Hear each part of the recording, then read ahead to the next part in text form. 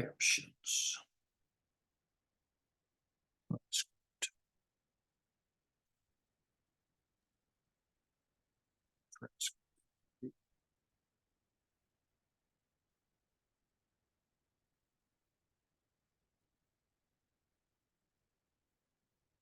Hey, Barry. Hey, Sam. All right. Hey, I don't know why my laptop finally developed this little problem with the camera. Oh, it's the bezel. It's the built-in camera in the bezel. That's right. So Yeah. I might have to go, if it bothers you, actually it bothers me. I think I'm going to go get a separate Logitech and plug it in. All right. Yeah. Anyway, here, let me set this up so that it's a little bit less bad. And put let's say this on. Yeah. Okay. So give me a minute. I'm gonna go get a separate Logitech cam. I'll be right back. Okay. All right. Take your time.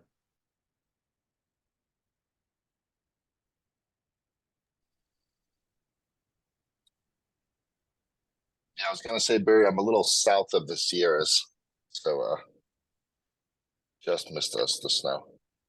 Well, you're lucky because I saw some of the reports and they looked pretty grim up at like Donner Pass. They were showing some photos. Yeah, it's normal this time of year. Yeah. Well, 10 feet of snow that's a lot in one weekend. Well, it's at really high elevations. Yeah. Well, Donner Pass is what your highest elevation in California, maybe? I think it's up there. Well, Mount Whittier. Yeah. highest passage, the highest, lowest high. How do you say that? The best pass over a high mountain. I don't know. The mini max. Yeah, California's so big. I really don't know this whole state. It's really a big state. Yeah. Well, they wanted to divide it up into 6 states, didn't they, at one time? I heard something about that actually. Yeah. I think it's really big. It's yeah. How's it going in your neck of the woods? Oh, it's been relatively well. It's not. And we haven't had any bad weather. It's been cold. It's been below freezing here most days, but technically it's a fairly mild winter, all things considered. Mm-hmm. I mean, about a week ago, Omaha had an all-time high of 80 degrees in February. Yeah, well, did they have wildfires? That's Texas. Texas got wildfires. Well, on the border of what was it? Oklahoma. Sorry, you said Omaha. Yeah, the Texas Panhandle is currently having wildfires. And there was high winds and warnings of fires in the Midwest, but I didn't hear of any actually materializing, any large I ones. was going to say that those fires also changed the climate. Well, if they're big enough, yes. Anything that's big enough. That Texas one was big enough. Yeah, That was 200,000 acres, I believe. it's huge. I don't know how much. It was quite big. Well, they had to evacuate a number of small towns in the Panhandle. Yeah. And cattle were dying. I mean, there was a lot of dead animals in the grazing lands out there that they couldn't save. Yeah. So, Yeah, that's one way to heat up your place. Just start a giant wildfire. well, yeah. It's just burn up New Jersey and maybe it'll come over to Massachusetts and eat you guys up. Let me tell you, New Jersey is a very strange state. Yeah. Garden state. Yeah.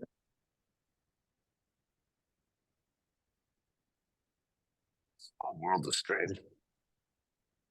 All right, let's see what Sam has got with his new. That looks like a more normal camera.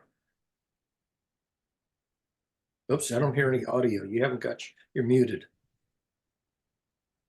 I haven't done anything with my hair yet. Oh, my hair looks like crap. Okay.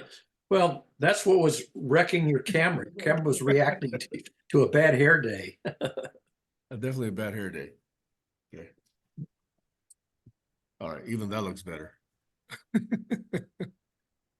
Speaking of which, All right. I saw a recent picture of John Travolta dancing with his daughter. He's bald now. Well, when did he make Saturday Night Live? That was in the 70s, right? I think so, yeah. 74 maybe, something like that. Yeah, it was back when I had hair. You still do. Oh, yeah, that's right. Yeah, but he's a little bit older than I am. Yeah, but well, I tell you, I saw a picture of him and I wouldn't have recognized him because he's essentially bald. Okay, here we are on Saturday. What are we talking about? Well, you're the guy who likes to set the agenda. I like to for Sundays. I don't necessarily do it on Saturdays unless people want me to, but you know. Yeah. So is So- Sam Chan still tied up on Saturdays these days? He hasn't been around too much I on haven't Saturday. seen a message from him lately. Yeah. He might have gotten himself into some activity that's taking up his weekends. I wouldn't be surprised.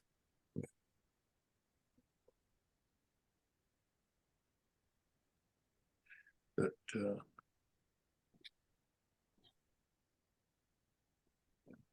Anyway, I've been real busy. I haven't been keeping up with any of the news yet either. So, what's the latest on the 500 and whatever $1 million that Trump owes? Is he going to pay it or what? well, first of all, he's not liquid, so he can't cough up What? the I money. thought he was a billionaire.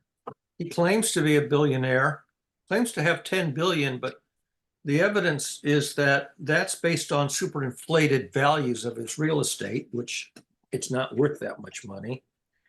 And he would be lucky to raise 3% of 100 million for a bond, but he can't get anybody to spot a bond for 100 million.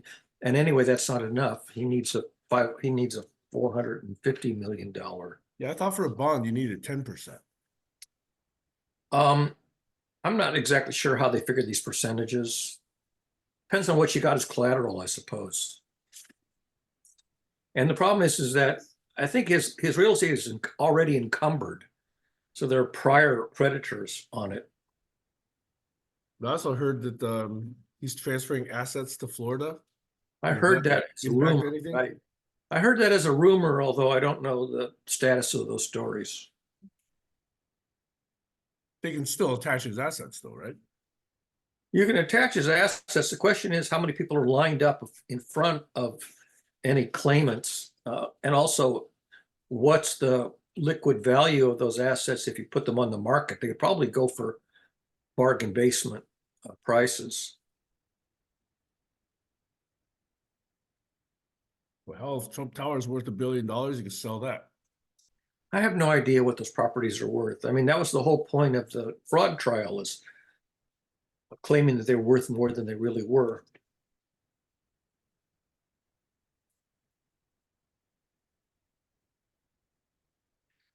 Yesterday's news was that the Supreme Court has decided to do a full hearing on the immunity case, which is going to add a lot of delay.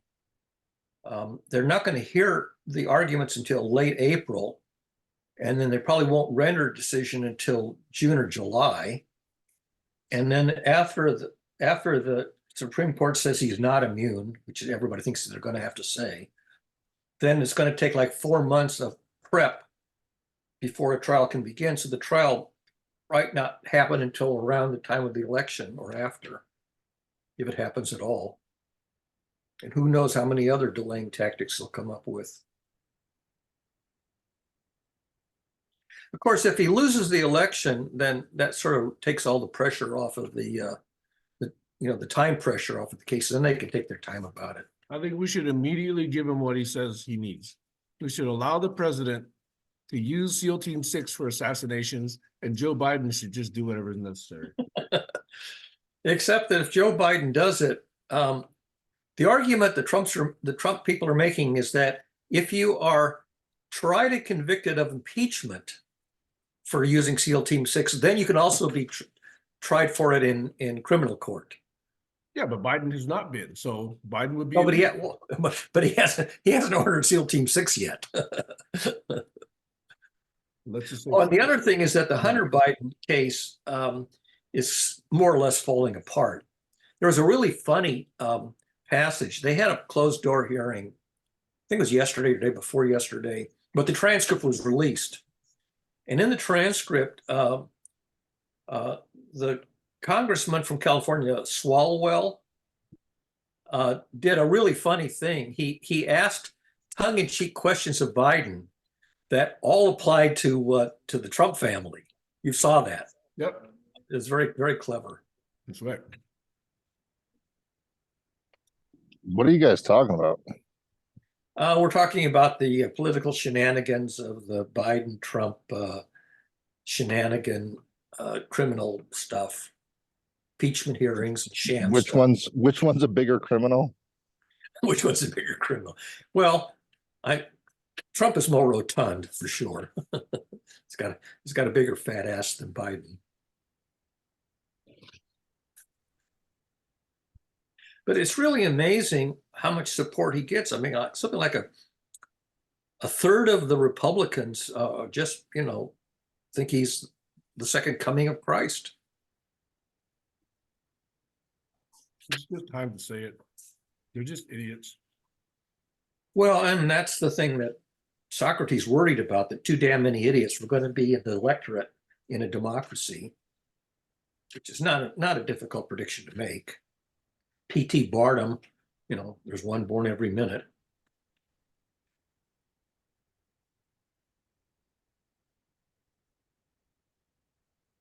We stop pretending we're a democracy.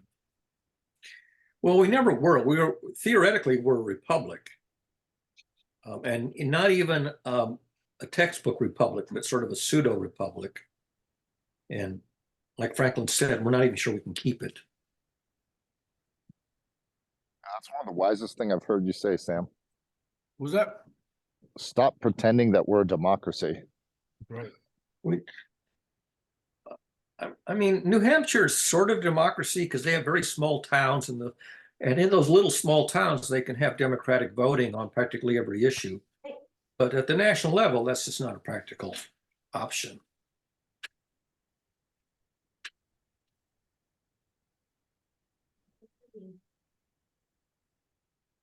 You guys following this lawsuit of Elon Musk for Openai? He's suing them because they reneged on the original signed agreement to be nonprofit or something like to that effect. To that effect, yeah. Yeah. What do you think is going to happen to that lawsuit? Anything? It's going to be, let's find out in Discovery, because I think it's going to be quite interesting. I mean, it's the same deal with like Harvard University. They get a lot of money from their wealthy alumni, and then they kind of steer in the direction. The Museum of Science, had a lot of very wealthy people on the board of directors. Google was on the board, Microsoft was on the board, Apple was on the board, and they steered their content in the direction of what the big corporate entities wanted, and not necessarily towards educating the little guy. That's just, you follow the money. But for OpenAI, wasn't that why the board was ousted? The board tried to keep it as a nonprofit, and that's why they restricted Altman, right? That was my initial understanding, from doing what he wanted, and then Altman got them thrown out.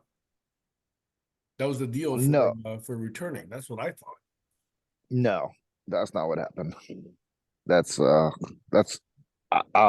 far as I know, that's not what happened. That was two separate moments in time when they decided to go from a non-for-profit to a for-profit.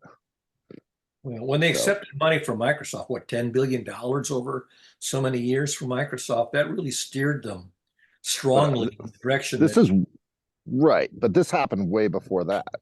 Yeah. In other words, the big moment was when they made a breakthrough and they said, hey, we can't be open anymore. That was the moment when everything changed. They didn't want to give away the secret because it would be misused by the bad actors. Possibly, yeah. Yeah. to me, that was the big conversation. I want to say that was 2018. I don't know. It was around the time when we just started GCC, maybe for like a year. So, but sorry, I'm getting rained and misted all. I don't even know what this is, if it's snow or rain or mist. I don't know. It's not even supposed to be in the forecast. As So long as it's not frozen carbon dioxide, you're going to probably be okay. let's hope it's not. I don't know what that is, but that would not be fun. I think you have to be like 40 below to get frozen carbon No, dioxide. But does it it's ever- not that cold. It's just wet. But I'm just saying the implications of, imagine all these companies that are building their businesses with OpenAI and Microsoft and then wondering how that's going to work down the line. That's what I'm concerned about. Well, it's like any tool. It has, it's like, what do they say? A scalpel is also can be used, for healing and for It's a non-healing double-edged purpose. sword. Double-edged swords, that's the word I was looking for. Everything's a double-edged sword. It can be used for good or for evil. That's not what I'm saying. I'm saying, what if they have a button they press and the scalpel gets rusty in the middle of a surgery? Oh, that's a hard metaphor to parse. Yeah, I'm saying you build your supply chain using this technology of OpenAI, Copilot, and Microsoft, and then they say, well, actually, we're not allowed to service that anymore. Sorry. Or sorry, we have to turn off the APIs and ruin your business. Sorry, Yeah. we don't own the rights to that anymore.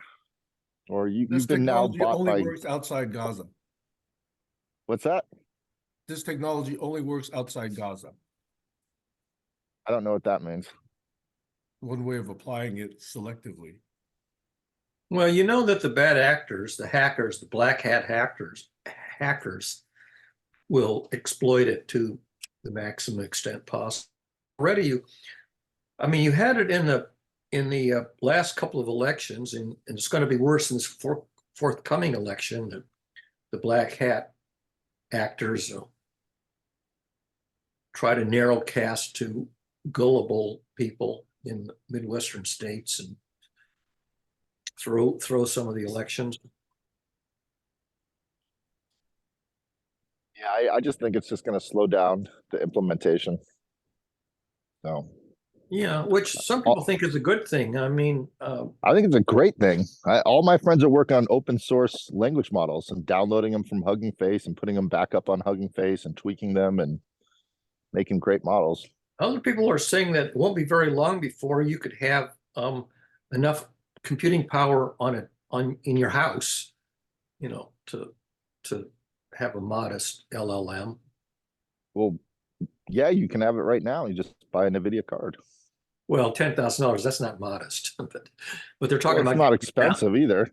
Yeah, you're getting, what do you pay for a big LCD screen of $5,000?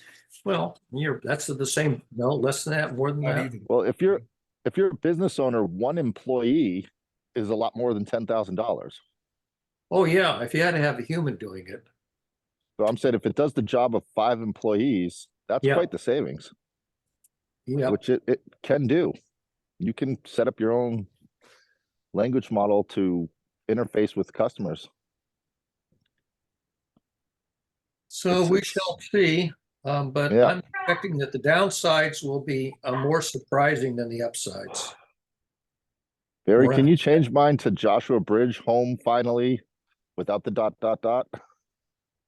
I feel like you, Sam. I'm just happy to be home. I Yeah. have to leave again today, and Oh, I'm Yeah. not a co-host. I can't change your name.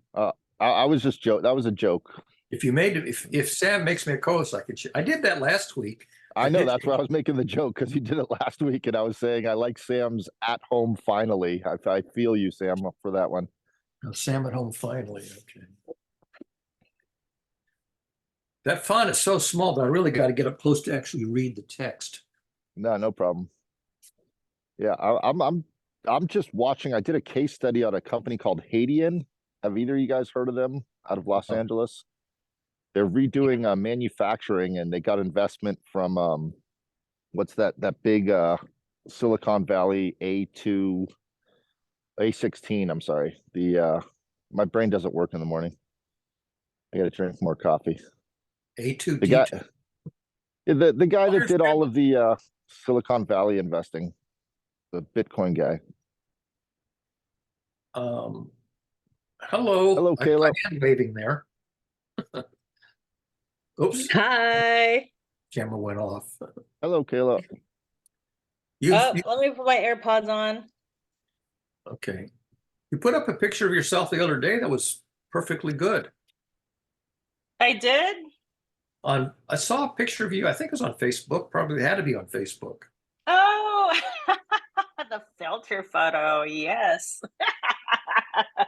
I love Zoom filters. Was that what that was?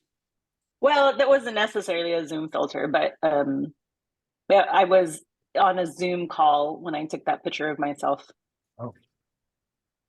Yeah. You know that Zoom could draw in your eyebrows? That's I good to knew it know. could do Thank you. funny stuff. I didn't know specifically.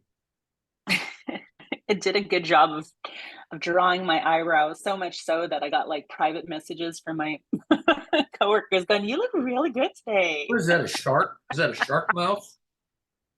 Who, me? And a unicorn horn? Oh yeah, no, I don't do any of that. I try to keep it professional. Look at Sam, Kayla. Wait, Yes. okay, let's see. Yeah, okay. I wonder if I have those features on mine. Let's see. Video settings. There's a hat. What's that called? I like the Zorro hat, Sam. Yeah, Zorro suits you. But the pirate's good too. I mean, you've got the The pirate's a natural little scary. Yeah, I was gonna say there we go. That looks drag. good. You look very Zorro. Well, there's video filters. Well, let's see if I can row one. Let's How's the see. kids, Kayla? How's life? You good? Those appears. Girl, I am busy. Let's see, Thursday I worked all day and then I had a fucking meeting like in the evening where my coworkers, they just, I don't know, they have a mind of their own. And then I had to wake up at 3:30 in the morning to get ready to be in Anaheim by 7. And then Max was filming all day, and then I had to like wait around to pick up Damien by 8. So we went to downtown Disney, and then I picked up my son and then drove in the torrential rain. I was just gonna make a joke. I'm waiting to see your kids in a Disney movie, but is that actually gonna happen? You know, it's coming close. He's getting callbacks, and he's getting chosen for a lot of Disney auditions. So he did another big Disney audition, and then he's doing like 2 big feature film auditions. One of them actually is produced by J.J. Abrams, so that one's exciting. But yeah, you might actually see them, or one of them. All right. I was watching The Last Airbender and I was like, well, let me see if Kayla's kids pop up somewhere. No, that was like, I think that was filmed before Max got into it. Yeah, I don't know when he got into it. Do a Harry Potter film? J.J. Abrams. Did he do No, Harry didn't Potter he do once? like Batman or Oh, he something? did Batman? No, Okay. he did Star Wars and then he did Star Trek. Oh, Oh, He did okay. those reboots. He's Yeah. the reboot guy. He's the bad Oh, robot good. guy. Yeah.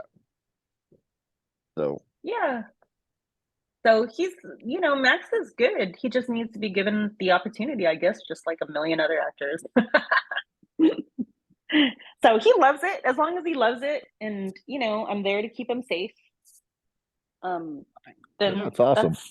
That's all I can hope for. Just all of these opportunities, meeting people, and getting a little bit of money from it too. Yeah, sign the allowing him to residuals. express. Get residuals. Dude, we already got some residuals. They've been so nice. Nice. Do you know I was in a commercial with him? really? For what product? Yes. Chevron. The gasoline company. Yes. Yeah. there's a little boy who hands a package to somebody. That's Maxwell. And then there's a, you know, middle-aged mom behind him in the dark. That's me. Yeah. And we both got paid the same, and we both got some residuals. Did you have a speaking line? Hell no. I didn't have one, but he didn't have one. It was just, Okay. you know. But this past filming that he did just yesterday, he had speaking lines. Nice. Mm-hmm. Makes my life so much better, especially when I have to deal with like really depressing things about parents and kids. Ugh. Like offsets all of that.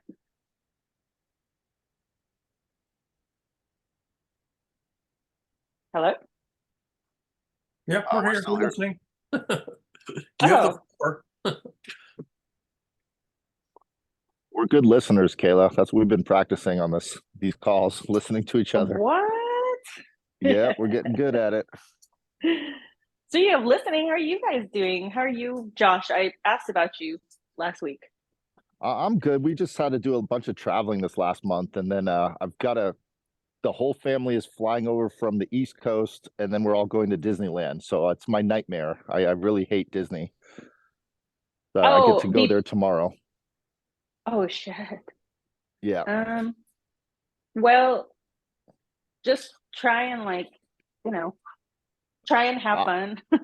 I'm gonna try and just go on the little rides and enjoy. I love Star Wars and Marvel, so I'm sure I'll find stuff to enjoy. And as long as my kid's happy, that's all I care. Yeah, it's really about the children. You Yeah.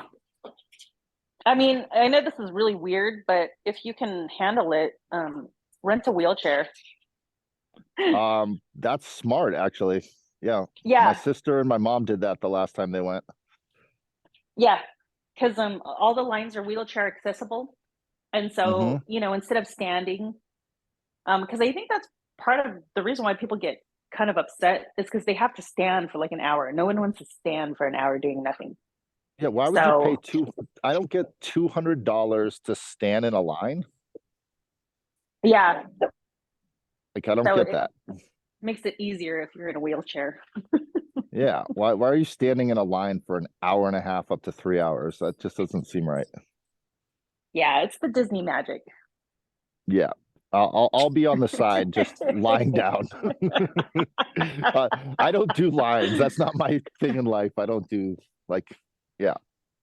Are you guys going there for a couple of days or just one day? Just a couple of days. It's Cusella's sister just loves Disneyland, and it's her dream to have the whole family there. So we're making her dreams come true. The Food and Wine Festival is supposed to kick off this weekend, I think. Is that at Disneyland? It's California Adventure. Oh, that's exactly where we're supposed to go. So I'm excited about that. That's gonna be fun. Yeah, they have like specialty food and drinks.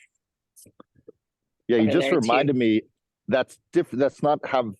That's like not all the little goofy characters are there, right? At that part of the park. California Adventure? Yeah, that's where the Avengers campus is. You'll have fun there. Oh, okay. So I don't have to just be around I just don't like Minnie Mouse and Mickey Mouse. That's really I don't, if you guys watch the show on Disney Channel, there's subliminal messages in there and it's creepy and I just don't like it. The racism in the past. Well, yeah, it's like they talk about, I don't know. Anyway, it's really creepy. I'm gonna write a paper on it and try to get it canceled and try to get Mickey Mouse out of our culture. Although there's a new ride. It's called Mickey and Minnie's Railway or something. Runway Railway or something. It's actually really good. Okay, so go on that ride. Yeah, go on that ride. Yeah, it's just the cartoon I have a problem with because there's these long pauses and these creepy like pedophile kind of characters that's like not goofy, but he's like this old dog with a beard and he's like, "You're gonna get sick." And then and he starts sneezing on them and I'm like, what am I watching? So Yeah. Oh, but get what is it? The Genie Plus too. Definitely invest in that. It's $20 per person or what per is the phone. Genie Plus? It's the Fast Pass system. So, Oh, okay. so they, instead of having the ticketed fast passes, I don't know if you ever went to Disneyland when that happened, but they had ticketed fast passes, and now they have like virtual fast passes. So what you do is you download this app, and then right away make sure you put your tickets in there, and then after that, you can see like which lines have which rides have lines, and then if the lines that are at a certain time, what they'll do is you can select a fast pass for, like, let's see, Pirates of the Caribbean is 40 minutes long. Then it'll say, we have a fast pass for you that you can ride on it in the next 10 minutes. So you Gotcha. select that, and then you go into the fast pass line. And then another trick is, after you're done, because you can only go on one fast pass at a time, as soon as you scan through, go on another fast pass ride. So like as you're walking towards the ride, really quickly look to see which ride you want to get on next, and then select that. So somebody has to be your whole IT department during this whole visit, looks like, Yes. Yeah, sounds like it. Yeah. My starting wage is $250, and I'll get you through all the rides you want.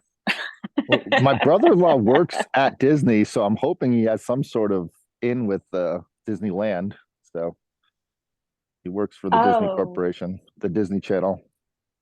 So he can take you guys for free, or I at least 3 of you? No, that's the thing. He can't. Oh, We had to pay. Yeah, I wish he could take us for free. That'd be great, right? yeah. I know a couple of Disney artists that have that. They could take like 3 people for free. Yeah, maybe I don't know. We had to pay, but I just hope that he gets some sort of inside info, because Yeah. they go there all the time. So I'm just assuming he knows how to navigate it. Oh, there you go then. I'm assuming. don't- I don't want to assume it though. Just rent a wheelchair and don't get mad. Okay, just rent a wheelchair. That's the key. Yeah, don't get mad. Okay, so what is it? $60 for the wheelchair, $20. Okay, yeah, let's go. To get $35 for the electric wheelchair or the scooter. 35. Okay. Yeah. So an extra $50 might bring you peace of mind. That's good to know. I'm doing that. Thank you, Kayla. Anyway. Sorry, you guys. Get you to the front of the line, or just comfort while you're in line? Comfort while you're in line. Sitting down, it's 5 hours of standing in a line. That's what Disneyland is. Yeah, you're standing in line a lot. Yeah. My mom's 81 now, or no, 91 now. And she has a special cane that sort of unfolds into this, tripod chair. So if she's standing in line for like, train tickets or something like that, she'd be sitting down rather than standing up. Mm. Do they allow you to bring your own chair, Kayla? Like a little No, folding if chair? it's something like that, then yeah. If it's like a cane that turns into a folding chair, you won't What be about able a to bring your own backpack? chair. A backpack that turns into a folding chair? Ooh. You might want to like Google that. I'm sure some Disney Yeah. nerd has some tips on that. You could bring a blanket and stuff it into a backpack. That's what we did when we wanted to wait for a parade. Hmm. You could bring food, by the way. Okay, Just no that's good to know. glass. Obviously you can't bring alcohol, but I do have a trick. Just put it in a hydro flask, like a water bottle, if you want to. Yeah. And when you're standing in line, can somebody give you water? Only if you're bored. Did you watch Curb Your Enthusiasm, Sam? No. Don't you know what that reference is from? No, what's that reference from? Some state, I think it was Arizona, shut down all of their voting locations until there were only like No, 1 or 2 locations. that's the plot of the new Curb Your Enthusiasm. Yeah, but it was from the actual event. And the state Didn't know made it it was real. illegal for someone to give water to someone standing in line To vote. to vote. Exactly. Was it? One of the southern So- states. Yeah, that's the plot of the show. So I didn't know it was real. Thank you for It letting was me know. real. It was actually a Wow. stupid thing that some state did to prevent people from voting. Wow. You just blew my mind. I thought that was a plot in a fictional show. So now my mind is No, no, blown. no, no, no, no, no, no, no, no. Real life is stranger than fiction. It That's really true. is. That was that. If you watch the new Curb Your Enthusiasm, by mistake, he walks up and gives her. He's drinking his bottle of water, and she goes, "Oh, can I have a sip, Larry?" And she's in line to vote, and then he becomes the darling of the media because he broke the law that was unjust. Yeah, that's a real law in some state. Wow.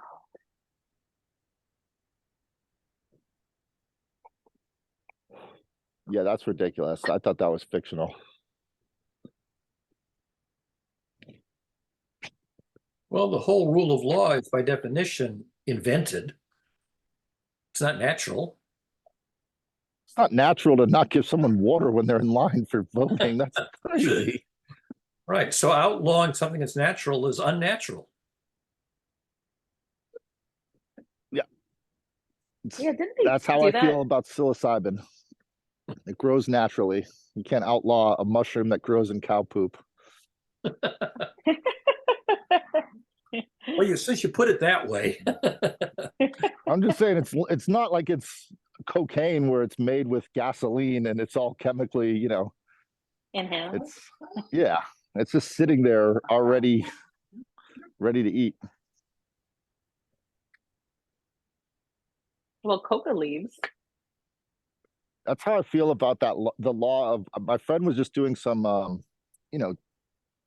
many people had victory gardens in the World War II, and it was 80% of the nation had victory gardens.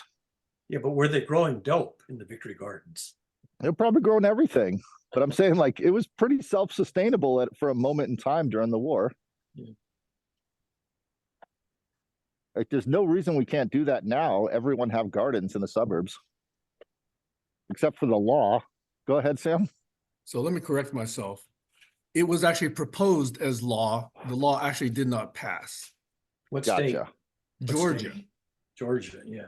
And that's where it was in the TV show, Georgia. I remember it was supported by these Republicans who were trying to curtail Democratic voting districts. Yeah.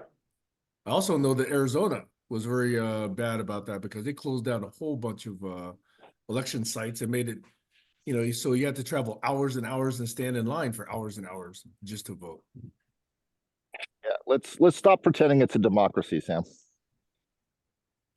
Don't That's get not me what you started. guys said yesterday, Don't last get me week. started. Let's just see things for what they are. It's a mafia. Oh, no. So now I want to spend my time thinking about where I want to go if in the event Trump actually gets office, Virgin Islands. I have to go somewhere else. Virgin Why would Islands. They why speak would you English go in the somewhere Virgin else? Islands. Aren't you a true patriot, American through and through? By Oh, that my time, God. the system will have been so corrupt that the energy required to fix it from within is not sufficient ROI. We're gonna have to, have a revolution or just leave. We're close to that right now. Oh, a civil war? Yeah. Yep. I agree. I've been thinking if Texas and California could both come together, if the two governors of the state could make a agreement, then they could annex Arizona and New Mexico. That'd be quite the country. Well, have you guys heard of Cascadia? Yeah, that's what we were talking about before. Right, That but was that's not Texas and California. That's Canada, Washington, Oregon, California, maybe one Nevada. other state. That I think, has I'd love to see that. Well, let's get Texas too. Get them in the mix. Texas is as backward as they come. Come on.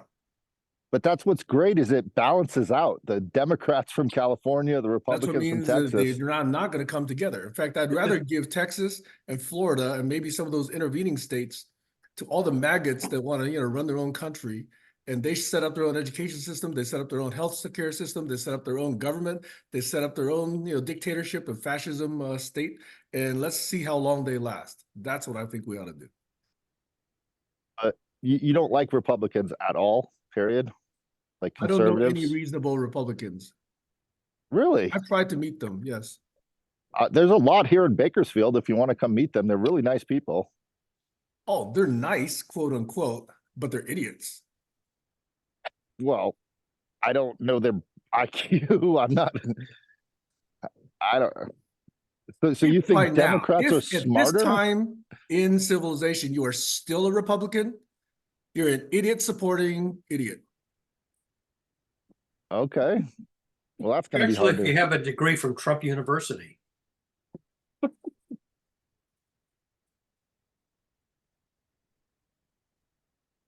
I don't know. I want the idiots and the smart people to game together. The Democrats, the Republicans. I just want people to come together and, form a different mafia to fight the other mafia. But anyway, we'll see what happens. I mean, I hope you are successful, Josh, but I've tried and it's impossible to reason with idiots. Okay, I've tried many, many times. You think so? Have you succeeded? Tell me one time that you've actually Yeah, succeeded. I'm an idiot. I'm an idiot. Are you a Republican? Oh, you're Republican? Yeah, sure. I might vote Republican. I was registered No, as are you a Democrat. Republican? I'm not talking about might. Are you? Are a you Republican? now or have you ever been? That's right. No, I am not, and I've never been, but I might register as a Republican. Well, that I was can a see for liberty- other purposes. Yeah, to game well, the system. Well, I also own a lot of land, so I've got to protect that land. That's a lot of jumps in logic then. Anyway, yeah, I might register as a Republican at some point. Depends on how that party moves. I don't know if Trump's going to get into office. I don't know what's going to happen.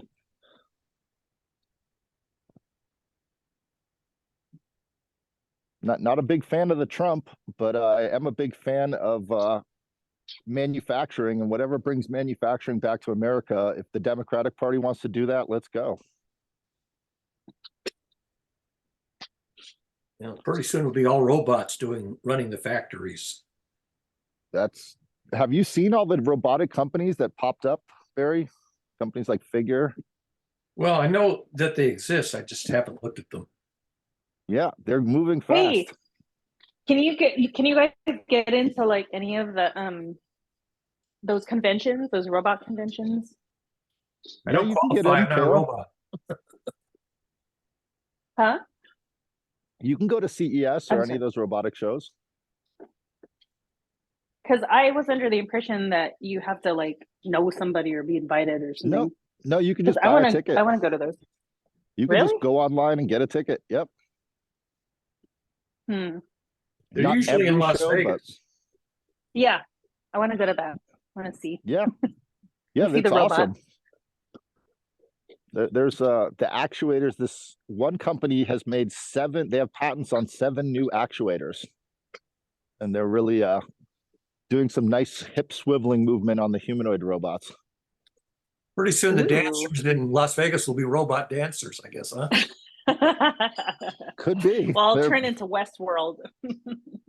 It's going that direction. Yeah, I want to see the new robots. I really do. Like that interests me more than the gem show in Arizona. Oh, I like both. I like them both equally, actually. I like the gems. I do too, but I have just one of robots. Just something Yeah. about as frightening as that is for some people, it just makes me like happy and excited. You've seen the dancing robots at iRobot, haven't you? The dancing robots at iRobot. Yeah. Yeah. You mean the Boston Dynamics? Boston Dynamics. Well, whatever the company is, it's Boston Dynamics, whichever company it is. I think you're I right. don't It's know. Boston Dynamics, yeah. Yeah, iRobot is the Roombas. Yeah. iRobot is actually walking distance from where I live. Yeah, it's. I mean, if you just open your eyes to all the new investments of private equity and venture capital, it's all robots. Yeah. And Oh, if it's not humanoid robots, Sam, it's a manufacturing robot that puts a little panel on something. Little off topic. This is a trivia question for Barry and for anybody else. Barry, since it's right next door to you, do you know the programming language that runs iRobot? I would have to just take a random guess, but no, I don't know. Oh, come on. If I'm asking the question, what does the answer have to be? Well, What is Sam's favorite? probably not C. I don't know what your favorite language is. Should I know what your favorite language is? My favorite language is close, but not exactly the language that I'm referring to. Oh. I mean, there's Python. That's a You could popular. just tell us, Sam. It is actually the AI language. It was one of the first AI language companies to succeed. It's Lisp. Lisp runs the iRobot. Really? Yes. Oh, that's actually a pretty old language. Yep. One of the first two.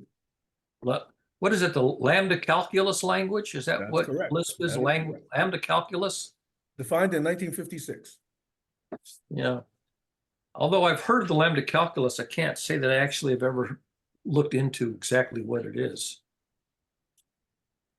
Anyway, sorry to get that as an aside, but yeah, Boston Dynamics is the robot company.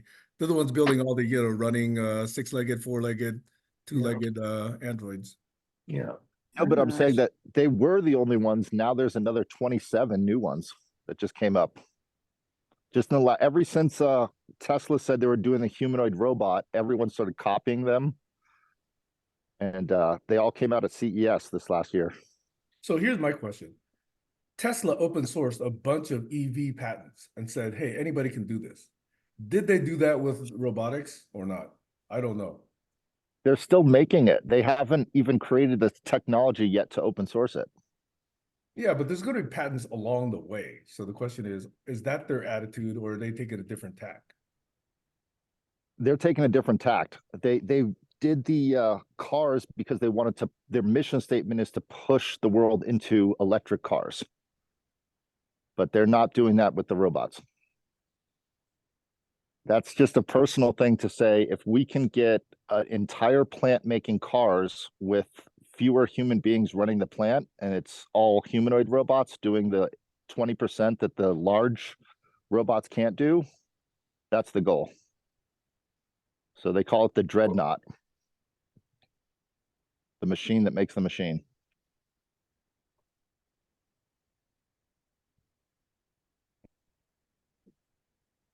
Well, you have all these TikTok videos of people dancing to Staying Alive. Maybe the robots will dance to Stay in a Jive.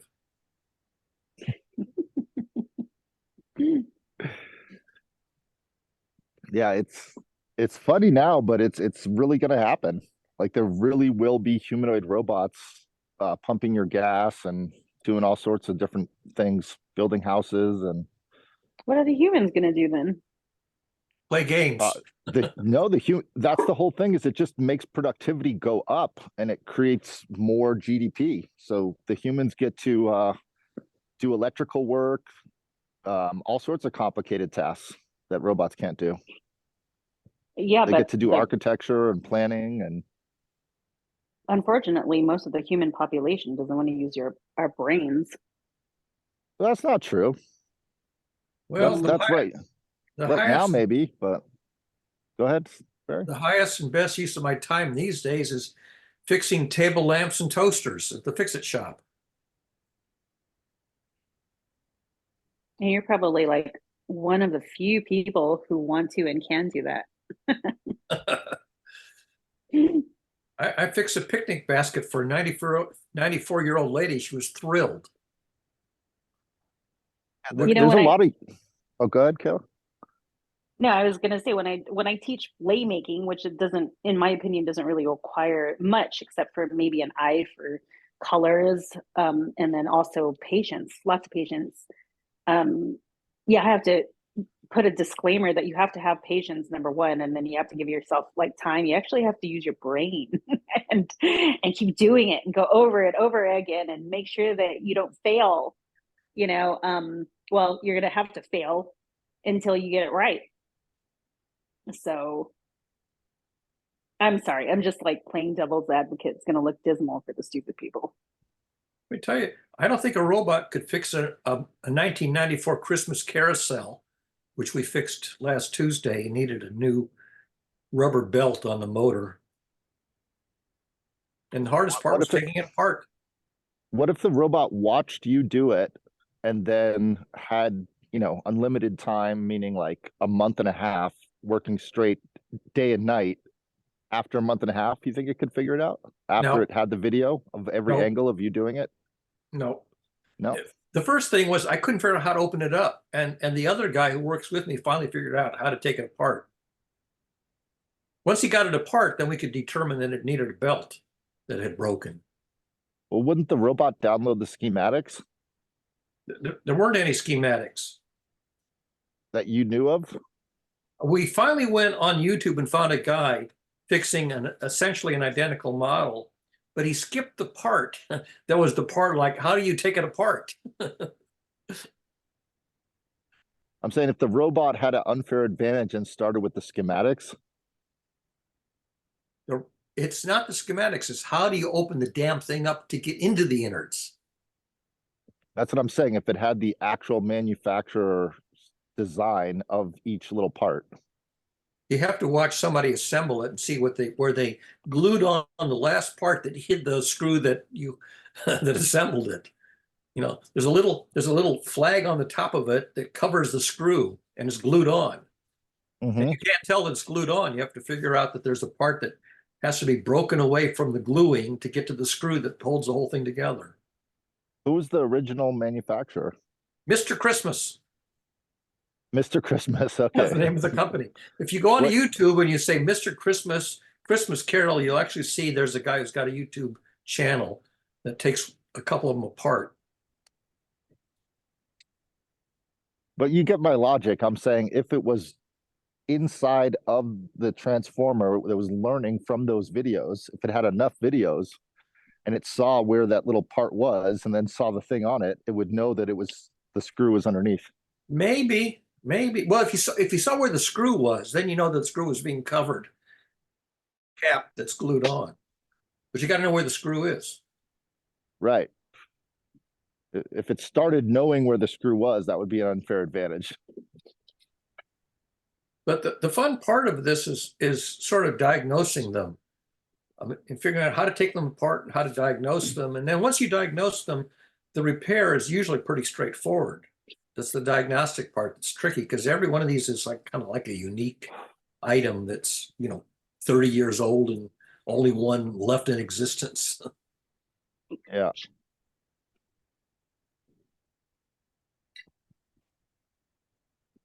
Yeah, I don't know. I feel like there's a lot of training that needs to be done and there's a lot of information that needs to be uploaded.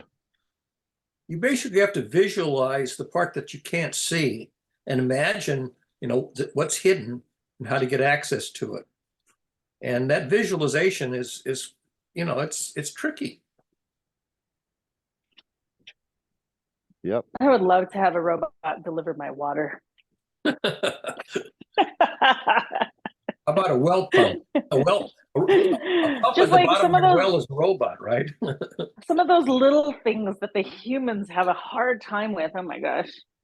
I have to call Sparklets every other month because I don't know, the delivery guy just doesn't understand, what the difference between 2 and 4 is.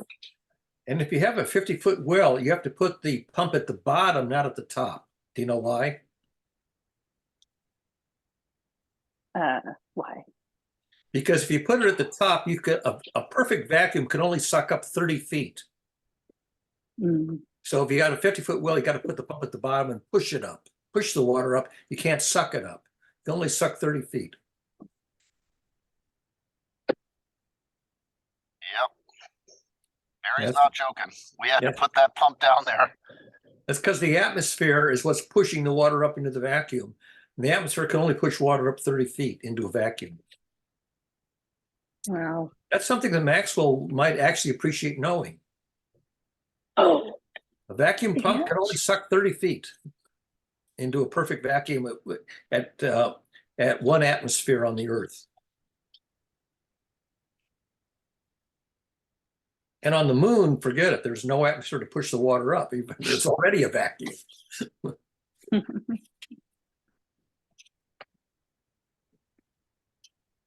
That's what I'm saying. There's tons of jobs for humans. I don't think it's like they're going to take the jobs. I think they're going to open up, just like when they said web development was going to take all the jobs and no one would have any jobs and they were going to automate everything in the 80s. That didn't happen. Just created more jobs. yeah, All the personal computers. that's true. So it's the same thing. It's just going to create more jobs, more things to do. But they're brainier jobs. They're not. I hope so. Not steam shovel jobs, but thinking jobs, information processing jobs. Yeah, there was just a really cool video of Red Bull making a drone development company develop a drone that could go as fast as a Formula One car, like 250 miles an hour.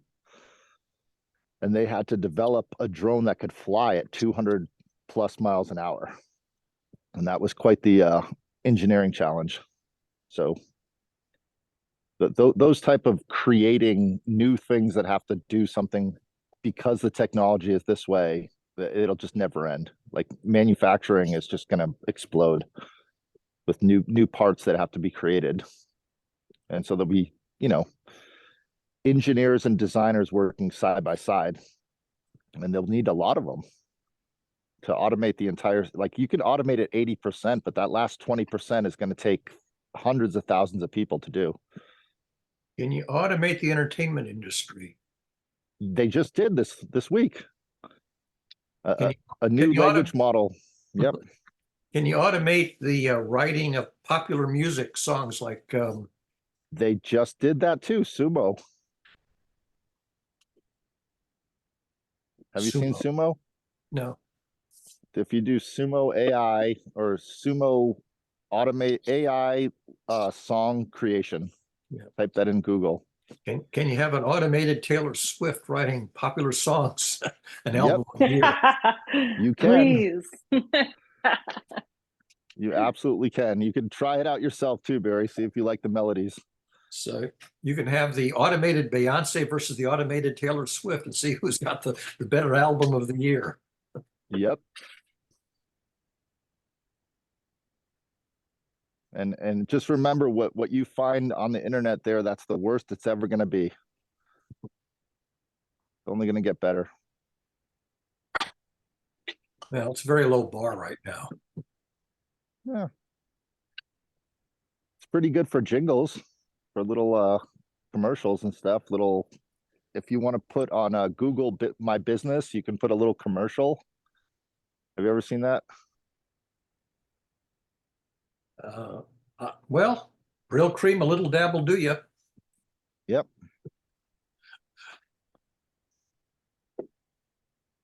I'm saying every small business that always wanted to advertise on television for their TV commercials can now do that, and they don't even have to pay very much for the commercial to be created. Yeah. They can type in 30 seconds and have the whole commercial and the song all created in under 5 minutes. Here you go.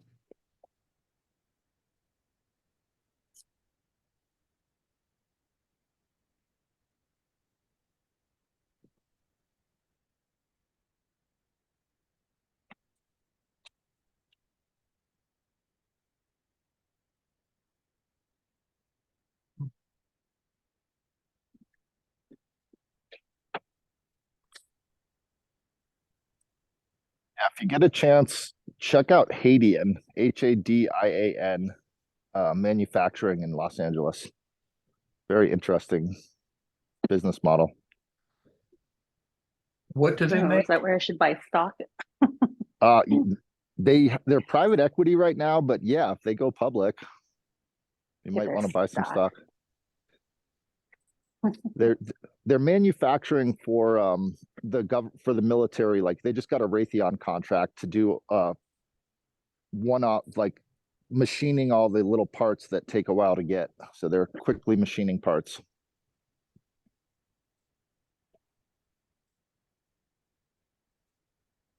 Let's see what Gemini says about them.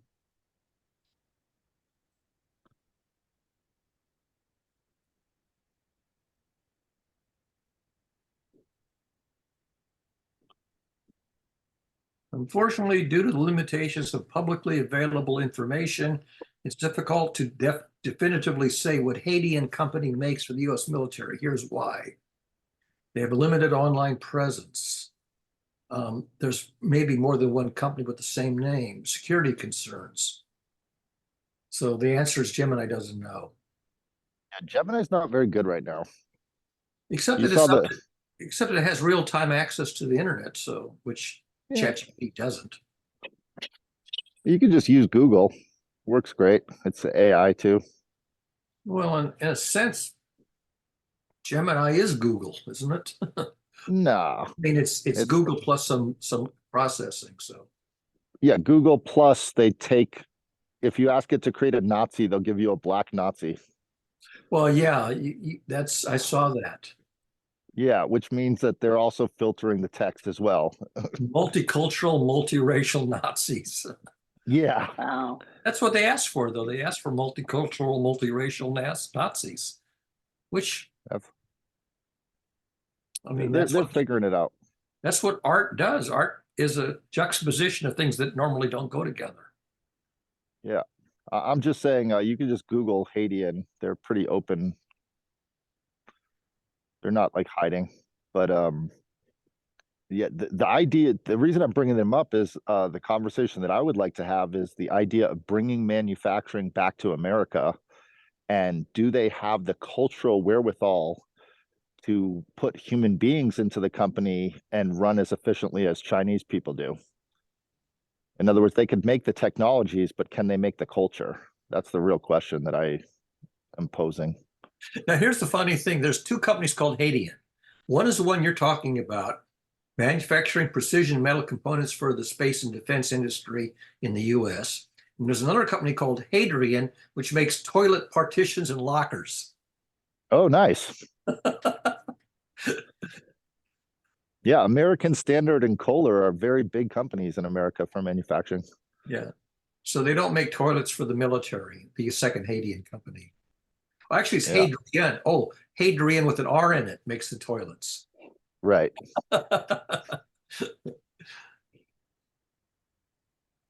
So Gemini thinks that the one without the R is the one that makes stuff for the military, parts for the military. Yeah. But they're really doing a lot to disrupt the supply chains and to create parts on demand. I think that whole concept of, on demand Yeah. is the future. Just-in-time manufacturing. Exactly. Yeah, so you don't have this, stockpiling stuff that ends up not being able to liquidate your stockpile. Yeah. And the people that have been in the industry for 30 to 50 years, their knowledge being built into the transformers that run these machines, these robot, the precision of how much to press on the metal at that given time with the mathematics of, I saw a company that actually has two different pressures, one in the front and one in the back, to relieve the pressure when you're stressing the metal. And the XYZ space, knowing how much force to push at what given time is really fascinating. Yeah. It's new ways of 3D printing. How to bend without breaking. Exactly. How to bend just right for that layer and then bend again. Yep. But that molding and casting kind of technology is going to be really big. Yeah. For what can be created. Yeah. You could locate that company in Bend, Oregon. That's a great idea. Yeah, I just saw another friend of mine who's working on, it's like Velcro metal. They put little slices inside of the steel so it can just clip into the other part like Velcro, Yeah. which is really, really innovative. Yeah. Asymmetrical friction slides this way, but not that way. Hmm. Yeah, I think the entire supply chain, the entire way that we do everything is going to be disrupted. Just like the way Uber disrupted the taxi industry, the entire manufacturing and once the manufacturing changes, agriculture changes because you have different machines to pull different stuff out. And if you can, like the cotton gin, like what a difference that made in terms of how we, we don't do that much cotton, but we might start doing, hemp and cotton again. Who knows? Synthetic cotton, Dacron, Yeah. Orlon, Dacron, nylon. And hemp. Yeah.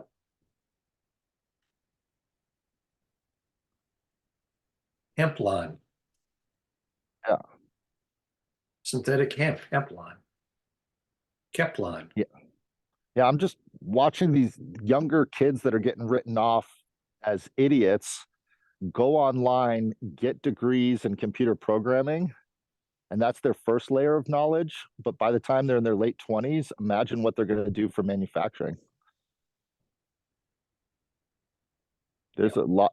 I've been meeting a lot of young kids that are just learning programming in the last 5 to 10 years.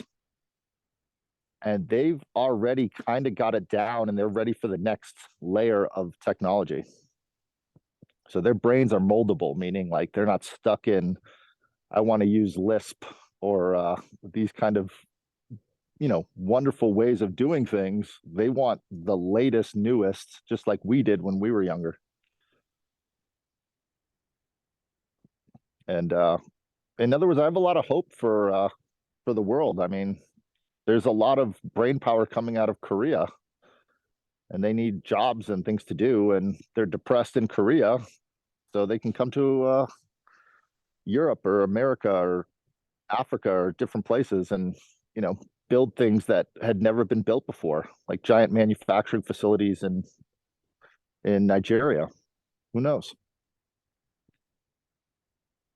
It's like you've seen that zipline company, Barry. I've seen zip lines, but I don't know about any particular zip line company. It's a drone company that was started out of Africa to deliver medicines quickly. Oh, I think I saw a video on them a year or so ago.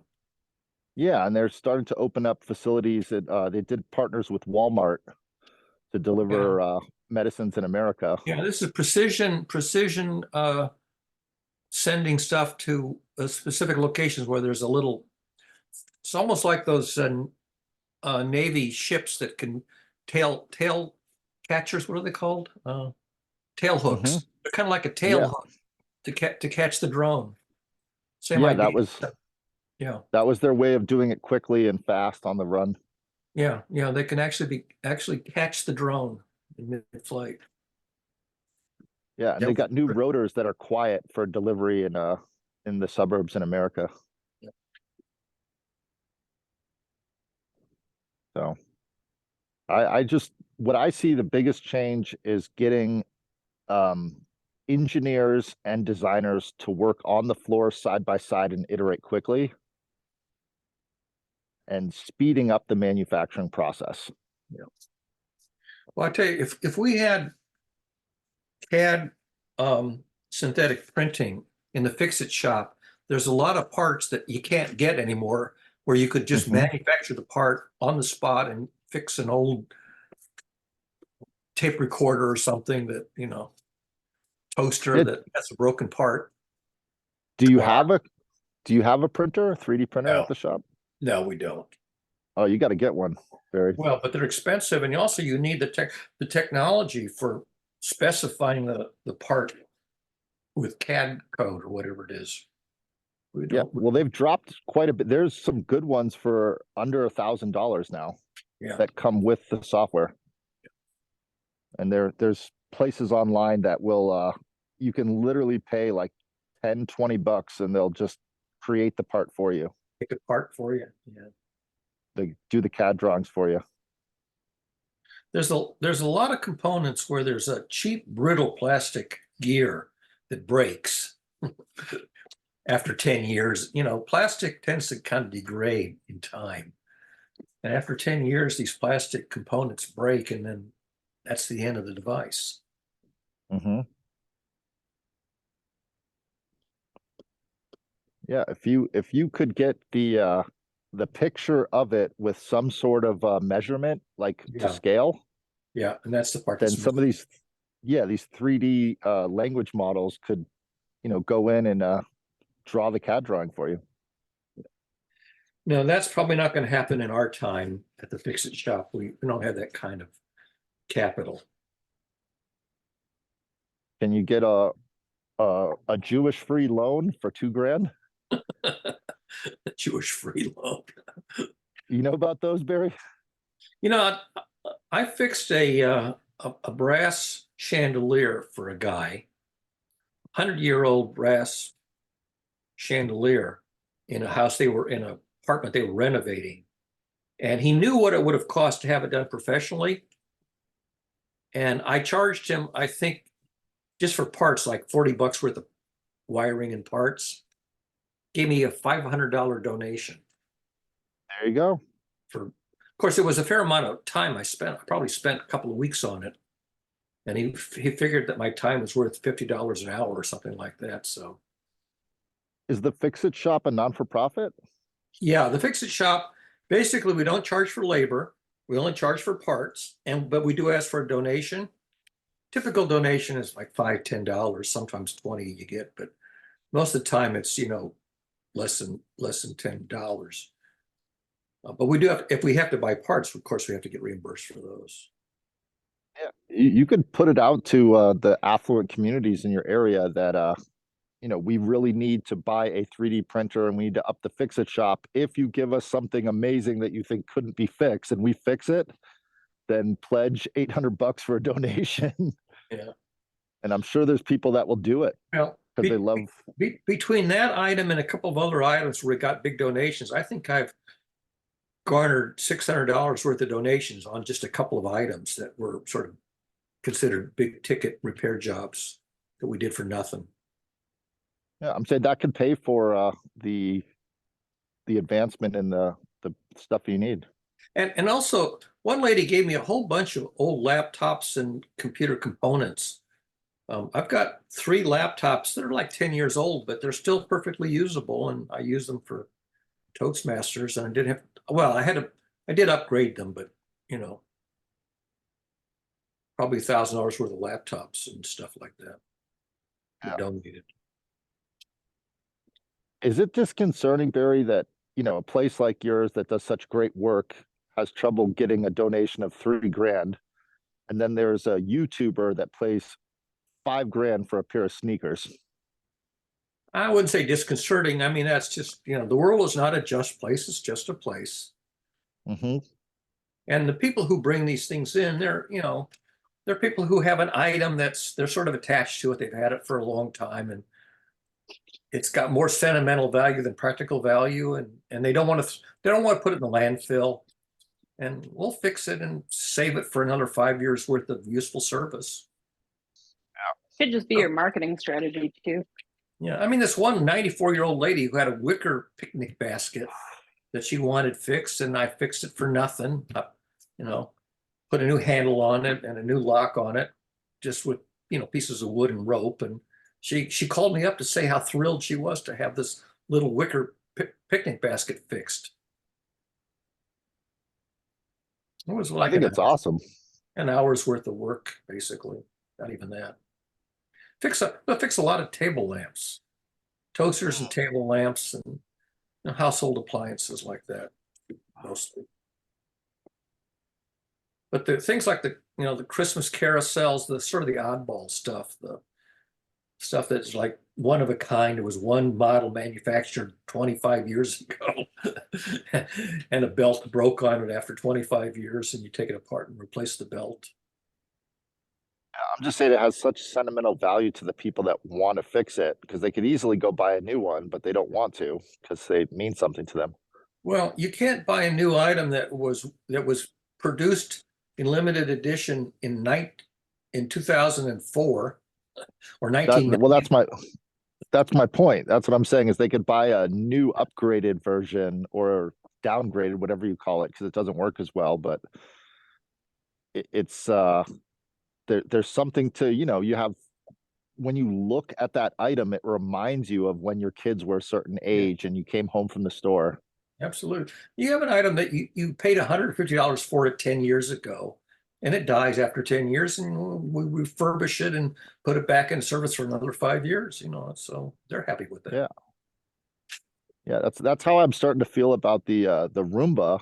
We bought it right before Aya was born, and we've had such an experience with her growing up with this vacuum cleaner that now it's a whole family affair to fix. When the vacuum goes bing bing, vacuum needs repair, and then we flip it over together, we take out the parts, and it's such a an event that we do every couple weeks that if it broke, I would be sad. Like, I love that Roomba. Yeah. We had one lady who brought in a upright vacuum cleaner, and she says this vacuum cleaner is actually picking up the carpet off the floor, and it's this throw rug. And she thought the problem was with the vacuum cleaner. And I finally figured out, no, she's vacuumed this piece of carpet so long that it's become bald. Because it's become bald, the vacuum is actually picking, it's actually the vacuum itself. And I finally diagnosed the problem was the baldness of her throw rug. Then she realized that there was nothing wrong with her vacuum cleaner. There's just no space in between for the air to Right. escape. There was not enough pile left on it to keep it from sucking up the base of the carpet. And she brought it back twice. Cleaning too much. Oh no, I was saying she's cleaning too much. Well, it's just that she thought that it was the vacuum cleaner that was screwed up, and not the fact that her carpet had no hair left on it. Yeah, that's funny. I think that's great that you have that service. I wish you guys were close to me. It's also good for the environment too. Well, that's the whole point. We don't want things ending up in the landfill that still can be put into service. Exactly. And you have places close to you, Kayla, just so you know. Huh? You can look it up. They have fix-it shops in Ventura. Oh yeah. I took a printer there, but I would rather go to Barry. Yeah, me too. But that's not I personally know him. Well, being able to fix things which are sort of would not be cost effective to have them repaired professionally. In terms of volunteer time, it's probably the best use of volunteer time that I do. Almost the only use of volunteer time anymore. Yeah, it's exciting. It's a thrill. It's like solving real life puzzles. You get a thrill out of figuring out how to solve it, and you solve it, you make somebody happy, and what else are you going to do all morning on Tuesday? You got nothing else to do. That's how I got into computers, actually, Barry. Is I was just constantly fixing my own computer late into the night. Right. And then people started asking. Give me their people retire their old computers. I've got so damn many computers that never die because I keep repairing them. Yeah, and then you're saving people so much money. Exactly. I just like the way I started. I was just doing software and doing web development, and I just wanted to get out of the house. And I would get these calls. My printer doesn't work. Can you fix it? And I got sick of getting so many of those calls because it was usually just plugging it in and plugging it out and then charging them like $20, and it was wasting my time. So I said, sure, I'll fix it for $150 an hour. And the lady said, oh, come on over. I plugged it in, plugged it out. She gave me a check for $150. And I went, oh my God, this is crazy. These people don't care about money. Yeah. I mean, I had a guy bring in a portable typewriter, like a 50-year-old portable typewriter. And his problem was he didn't know how to change the ribbon. So he sat there and I changed the ribbon for him while he waited. Yeah, I'm just saying if you do it privately and you go to these people's houses and, you know, you don't charge them if you don't fix it, but if you fix it and it's a minimum of 1 hour and that's $150, There was one they're lady, she was pregnant, and she wanted to have one of these reclining chairs, these electrically reclining chairs to put in the nursery after the baby was born. And the motor that does the reclining had failed. And so I went to her house because it's too big to bring in. It's a great big easy chair recliner. Discovered that the motor was kaput. Found the motor on Amazon, and she bought it with her Amazon account. When it arrived, I went over and installed it. And we didn't charge her anything because she bought the part herself. I just went to her house and replaced the little drive motor for her and put her back into business. So she could have a baby and get in the recliner and nurse her baby. Yep.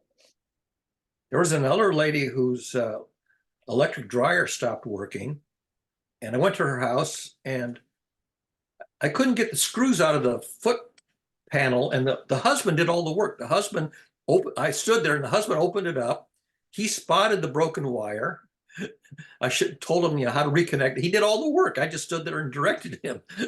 And I think she gave us a check for $50 or something for a donation, even though her husband actually literally did all the work. Yeah, but you were there to supervise because it would I have. was there to basically, direct the operation. When I tried to take I didn't have the right tools with me. I brought the wrong set of tools, and husband went and got his tools and took the thing apart and found the broken wire and put it back on, and we're back in business. Yep. So there was one lady, Chinese lady, who had brought a machine over from China, a massage machine. And we finally figured out what was wrong with it. And she was, working with me. And after closing, she says, "Let's go to lunch. I'll take you to lunch." So she took me to lunch at a Chinese restaurant just for the, helping her figure out how to fix her machine. Nice. But we're going to Yeah, salvage it. This is a $200 machine that, she's owned for 30 years from China. And we're going to have it back in working order as soon as she gets the last part that she has to get for it. Remote control. maybe you could partner. There's so many places that do 3D printing in Boston area. Maybe you could partner with a 3D printing shop. They Yeah. could donate their printers space. It's not very common that you need a part like that. I mean, we've had a couple of cases where a plastic part broke that, if it had been possible to fabricate it, we would have. But most of the time, it's nothing like that. But I'm just saying that you're close to MIT, the media, like they have so many 3D printers, they probably just want to do something different for an hour. They might just do it for free as a donation and goodwill to the community. Good But PR. you got to get the specs. The problem is you can't get the specs for the CAD. Well, no, they'll create them for you. If you They're have learning a CAD. copy of the working part, maybe, yeah, but we didn't because the part's broken. Yeah, well, I'm saying give them the puzzle. Let them join in the fun. Yeah.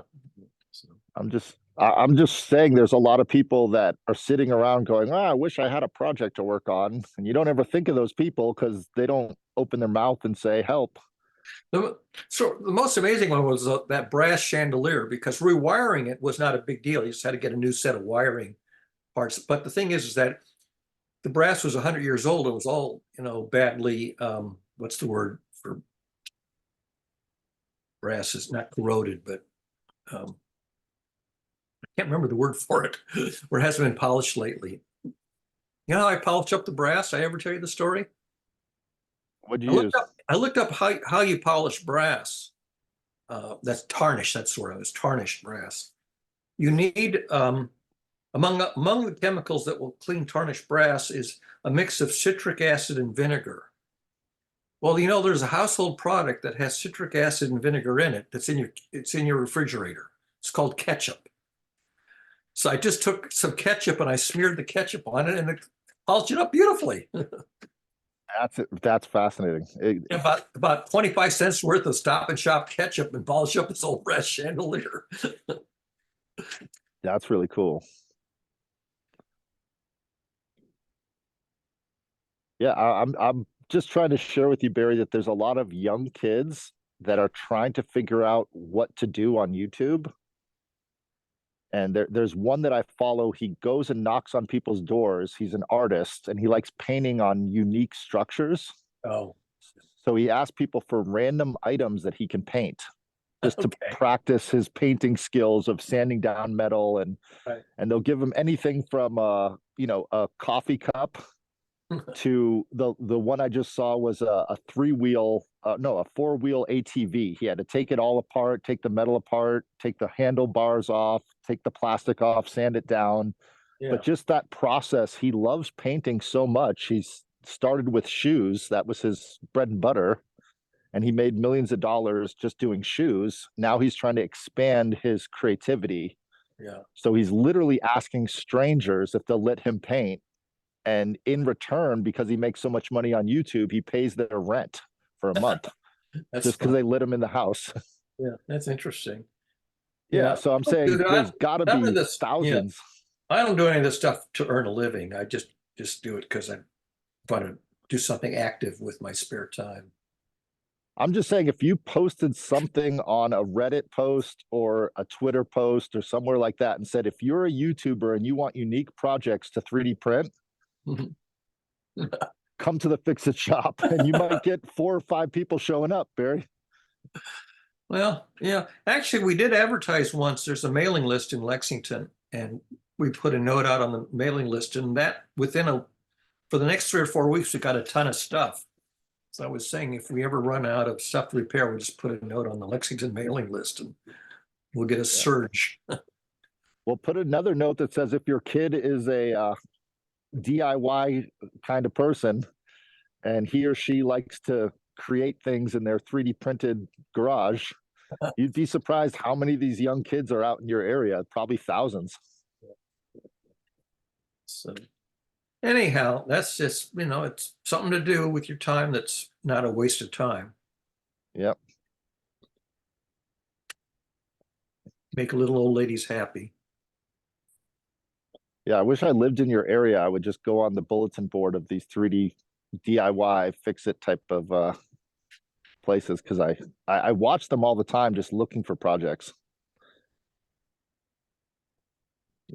Yeah. I think that'd be a nice synergy. Yeah. So I'm not sure what Sam is doing. I'm not even sure if he's listening anymore. I'm not sure if I'm listening anymore, Barry. Off and on. But Off and on. Okay. what's living for you, Sam? Is there something that you want to bring up on Sunday's meeting? Yes, there's always lots that I want to bring up on Sunday's meetings. Hang on one second, though. Hang on one second. Okay. Still got the Zorro mask on. Yeah. Yeah, I'm a little disappointed. I wanted to get started working and then last week threw me for a loop. So I'm a week behind. Oh. But I have a small window, Barry, between March and April. And once the springtime comes, I'm going to be building up at our property. So it's going to take up all my time. Yeah, I guess the weather's still not conducive yet for doing outdoor projects yet. Not quite. I mean, a little bit in the daytime. It gets up to 55, but I think it's 51 here right now. Coming up on nice. Coming up on Yeah, 30. Yep. When I came out this morning, it was 36 with the wind chill of 26. It was cold here yesterday, windy. Yeah. So It's mild today, no wind. yeah, my project this winter was see if I can grow from a seed to a plant. And we've been quite successful. We have so many different plants and herbs growing. I've got to start planting them into the ground. Grow dill. Dill is a fabulous plant. You cannot buy dill weed anymore. Is my mom said she wanted we did grow dill and she wants the dill plant. You know, you can buy dill seed, but they don't sell dill weed anymore in the supermarket. I don't know why. Hmm. Well, we'll be making lots of pickles. Very. Maybe We're they're all growing. going into the pickle department. Yeah. I used to Yeah. put dill weed in my tuna fish. And for a long time you could get dill weed. Now you can't get dill weed anymore. Hmm. Well, we got a dill, we got Thai basil, we got lettuce, we got tomatoes, we got regular Italian basil, and I forgot what else is growing in there. And then we grew avocados, and then we have a few regular house plants that have been growing. So it was just last winter there was no plants in the house, and when you're, you got the doors closed and you're trapped inside, I think the fresh air is important. The other thing about growing plants in the house is it humidifies your house. Mm-hmm. You know, because I don't have any plants here, and it's always dry in the house. So my humidifier on the heating system doesn't provide very much extra humidity. Yeah, we bought 2 humidifiers that we run all the time because it's so dry up here. Yeah. Which is I would love to build a system where it can water itself out of the tank because I'm sick of refilling that water capsule. Well, the one humidifier that's on the heating system actually has a float valve that, keeps Yeah. it. I asked the apartment manager to put that in there, but the owners of the house didn't want to invest until they live here. But once they live here, they're going to want a humidifier into the system. Yeah, so you need a water line with a float valve to do that. Yeah. But that's my goal this year is to get all of these things that are growing over the winter planted and then growing in greenhouses and raised beds outside. And then if we can keep doing that, then we could do it at larger scales with a bigger property with acres of land. And then just keep, the things that need to stay over the winter and then plant them back out in the springtime. Yeah. Bring them in the winter. Your perennials and what's the opposite of perennial? Annuals. Your annuals and your perennials. Mm-hmm. Yeah, I hope one day to grow bamboo and rice. If I can get the bamboo and the rice growing, then that's going to change. It's going to be, building supplies for days with the bamboo. And as a person that likes Asian food, I always need rice. Isn't rice hard to grow? It's very hard to grow. That's what I thought.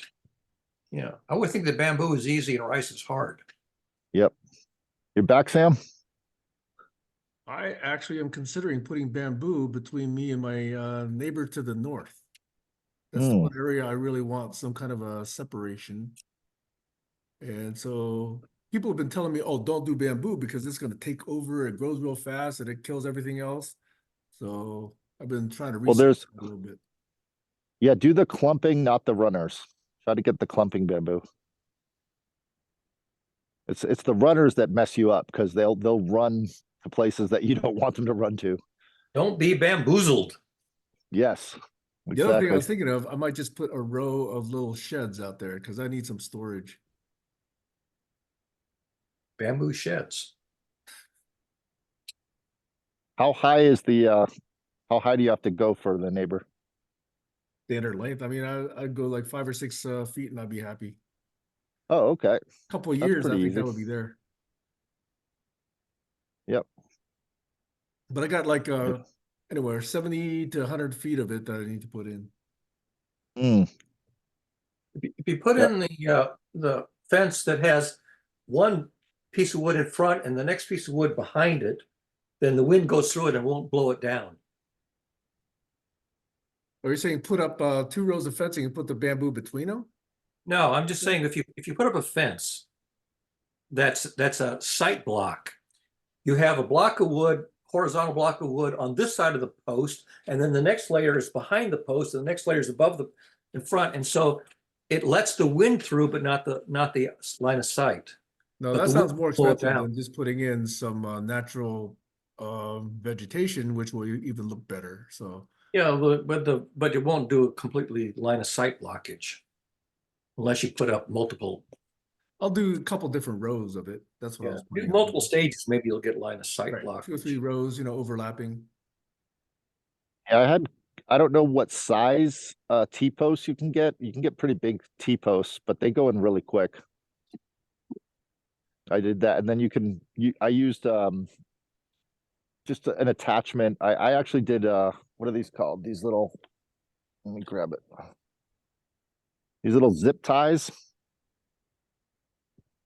So they just really easy to install, super fast. You've got the T-posts, and then you can zip tie some wire across, and then from there you can put some sort of Home Depot type of bamboo line fencing thing, and it will let the wind through. So how many feet of bamboo do you have? I haven't started growing bamboo yet. We're looking at timber bamboo because the altitude that we're at, and it's from Oregon. So we always said we're going to buy it. We've yet to do it because of the same reason that you're worried about. It's going to just take over. And we need also, it takes a lot of water. So we have to have a season where we have excess water coming out of our pond from a spring. But this last year has been great. So this is the year to do it. Yeah, well, that's one thing about the Northwest. We get water here. Nice. Yeah. I say just go grab the bamboo and get started. And then when it takes over, you can be long gone at that point, 20 years from now. You have to salt the rocks so it'll kill the bamboo. Yeah. Actually, bamboo is useful for a lot of different other purposes as well. So some amount of Yeah. harvesting could be useful too. If you can get something, if it's clumping bamboo, if you can, chip into the roots and keep it at bay, it really doesn't have to be so out of control, especially because you can use it for other things. So if you maintain it, you can have it'll be a problem years from now if it keeps spreading across outside of your land. But yeah, I say go for it. Yeah, I've been looking at other quote unquote reasonable fencing / fast growing vegetation, but I always come back to bamboo. For me, it was life changing to watch bamboo from my neighbor's yard run into my yard, and it popped up as just like a little stalk. But within 2 weeks, it was already 10 feet high. So to watch something grow in 2 weeks that high, and then it doesn't just grow out like a regular plant, it grows in a straight pole, and then it mechanically starts to come open and collects the dew. And that process was like watching a machine from the future. Like I know it sounds stupid, but it was fascinating to see, like straight up collect the water, and then the stalks coming out. It was like, wow, this is the most amazing plant I've ever seen in my life. I've heard it grows fast. I've heard it grows a foot a day, but I just couldn't believe it. I've never seen it myself. I didn't believe it either until I saw it. I was like, this is fun. Like I came back in the morning time, it's here. You come back at night and you're like, oh shit, it grew 8 inches. What the fuck is this? Is this a grass? It's an alien. It's on It Viagra. really is. You've I been think feeding bamboo is Viagra. alien. If you study bamboo, there's some that grow on one side of the planet and the other side of the planet at the same exact moment in time. Like there's some sort of alien communication with bamboo. It's not normal. When you really start to research the way the little clumps go down, it looks like an alien.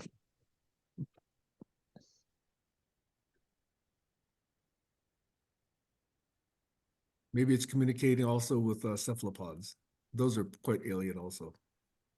I think it's magnetics, actually. There's a lot of that around the planet. Yep. In fact, Like we'll you look figure out at, what happens to those species in the coming year.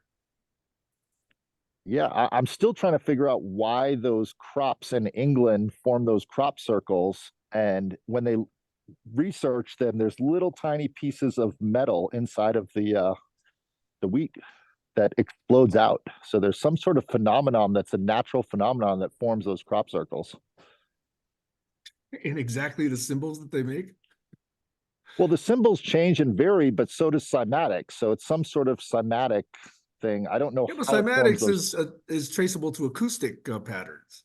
Where is the acoustics or other resonance coming from for these crop circles? From under the ground, from the groundwater. Yeah, but then wouldn't it be more widespread instead of so localized? Well, it is. What do you mean? There's In crop other circles words, all over the world. it's a little pattern that just this 50 feet by 100 feet, but then everything else is just nothing, So I don't see how that's the complete explanation. Maybe partial, but not a complete. I don't know if there is a complete at this moment, but I'm just asking some questions. I'm just phenomenon. curious. Yeah, I don't know. I just think there's some sort of maybe it's some sort of solar flare does some sort of magnetic thing with the earth, and depending on what the water flow is and how much minerals are in that water at that time, it's some sort of interesting mystery to figure out. There needs more scientific studies. You lay down the fertilizer in the pattern that you want the crop circle to be in. Yeah, but then it would happen every year, not just once. Well, it depends on where you put the fertilizer every year. And I doubt that Yeah, they there's could look something so going on. precisely.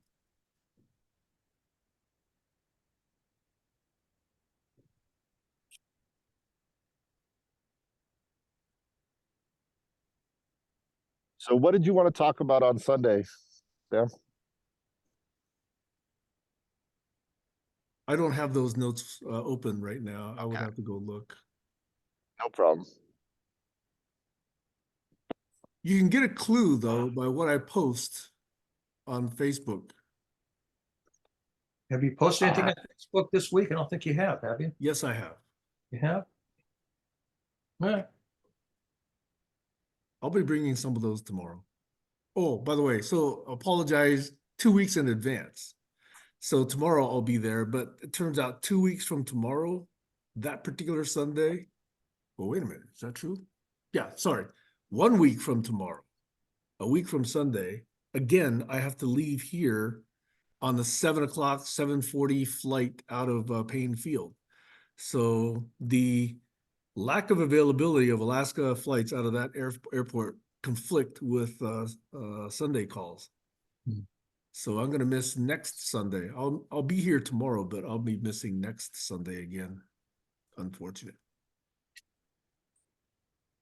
Yeah, I'm gonna try to make it tomorrow. I don't know what time we have to go to Disneyland, but hopefully I can get the time in the morning. I heard you guys talking about that. I really got turned off to Disneyland, not because it's a bad place, but simply because it's so overrun, it's so expensive, and I had a horrible experience when my daughter Amy and I stood in line for like 75 minutes for one ride one time. And about halfway through, she had to go to the bathroom. I think I told the story to some of you before. And she just had to like stand there doing a pee-pee dance for so long. And then when we finally did the ride, it was like a 4-minute ride, and she was miserable the entire time because she had to go pee. So now, back then, yeah, we didn't have, I don't even think we had the special get to the front of the line kind of special pressing passes. So I just got turned off because you spend over $100 a person. You get to go on 2 or 3 rides on a day because the lines are so long. So the value for me just wasn't there. I found a lot better value at Legoland. My kids really love Legoland. But Nice. Disneyland was for the money. Yeah, I could see doing it. Are there areas, Sam, where the kids can play with each other outside of the lines, like little grassy If you want to areas, keep your or place in line, no. No. no? I'll just not go on the. What if I just don't go on the rides? Then just go on one ride, and then that's the ride. If that's not where you can enjoy Disneyland, I recommend it. But I don't think that's possible. The food's 2 or 3 times as expensive as any other place as well. I mean, they do have some nice, what I guess they call them actors, the people on the actual ground that pretend to be these fairy tale characters. I think those are well trained and they'll interact very well with customers and kids. And if you just want to spend time doing that, yeah, I think that's great. But the rides for me are just a time sink and for me, speaking only personally, and my daughter, a source of misery. All right. Well, good to Yeah, know. plus, I gotta if go. you I'm have saying like goodbye. Bye, Kayla. Oh, Bye, Barry. bye. Bye, Sam.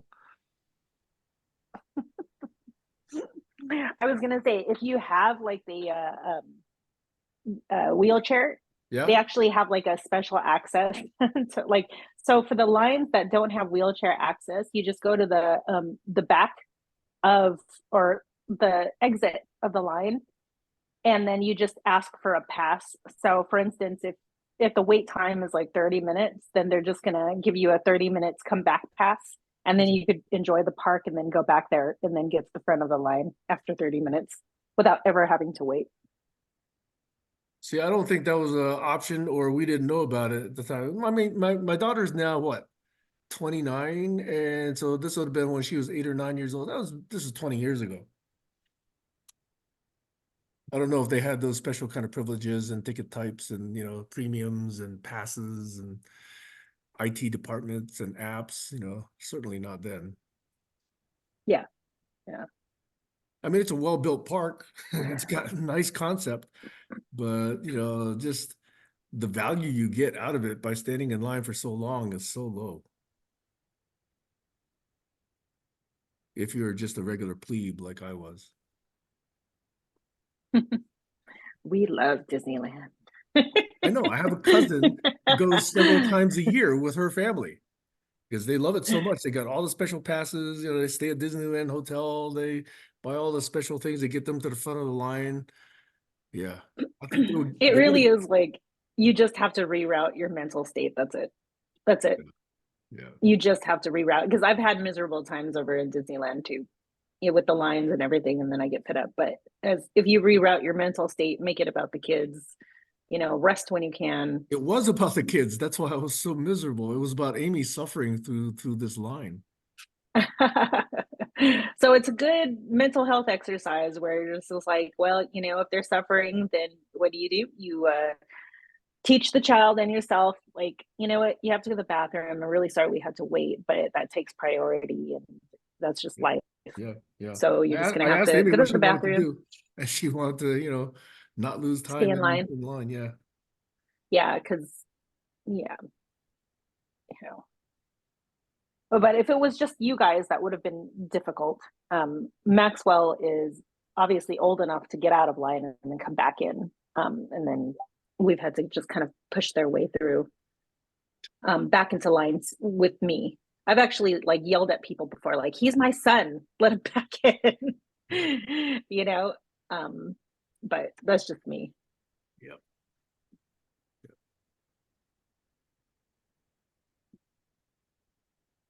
So Kayla, what are you doing tomorrow morning? I don't know. It's raining here, so there's not really much to do.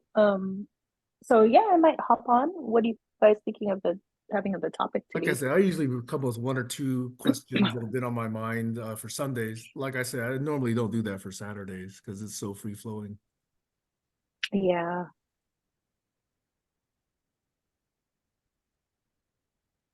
An easy topic like what's the meaning of life? Oh, so easy. That's too easy.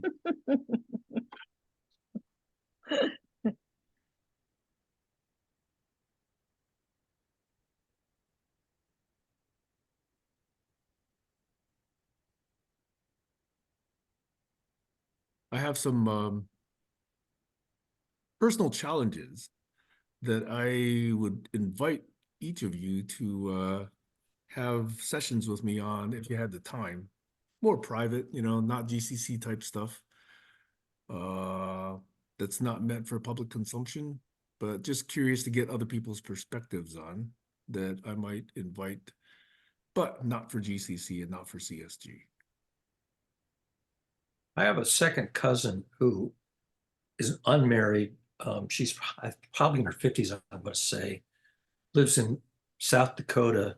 She got entangled with some guy on a dating app who was sending her presents unbidden, and now he's suing her for the value of the presents since she didn't return his affections.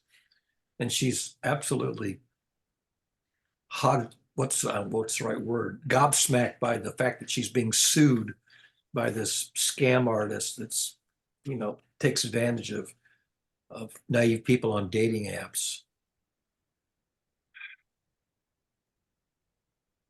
And she lives in South Dakota, and he's filing small claims in Iowa.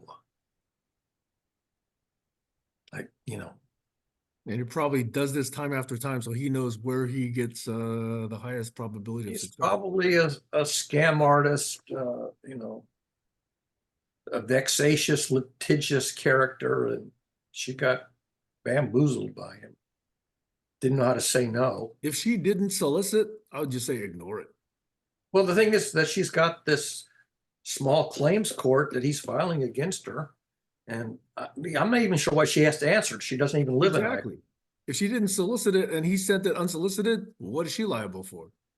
Well, if he gets a judgment in Iowa and she doesn't even live in Iowa, is there anything that he can do to collect a judgment? Don't see how. I don't see how either, but the thing is she doesn't know that. And I don't know enough about small claims court stuff to give her any guidance. Except I know that she's distressed about it. There are these free websites like, mylawyer.com, I'm guessing, where she could probably, like, for a small amount of money, get some, at least a first cursory level of advice from some real attorney on this. But she's so naive about this kind of stuff that I wouldn't know how to give her any reliable advice. My Lawsuit. Try mylawsuit.com. A friend of mine runs it. Let me see.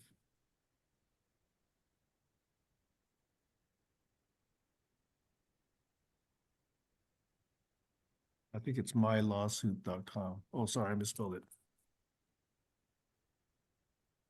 Yeah. Here we go.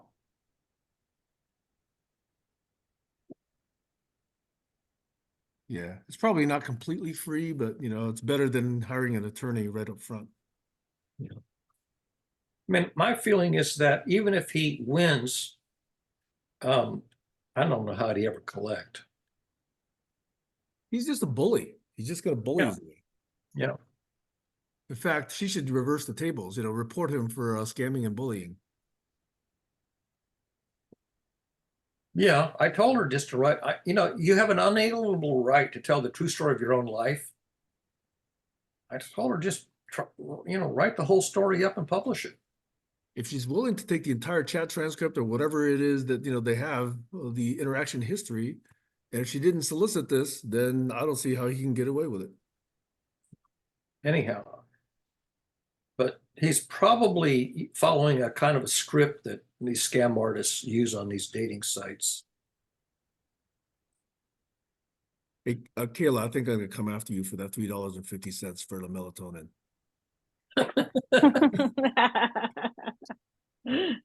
File it in small claims court in That's right. Nevada or something. Oh, not to change the topic or anything, but it's really interesting that you were saying that you'd wanted to personally challenge us on a one-off, Sam.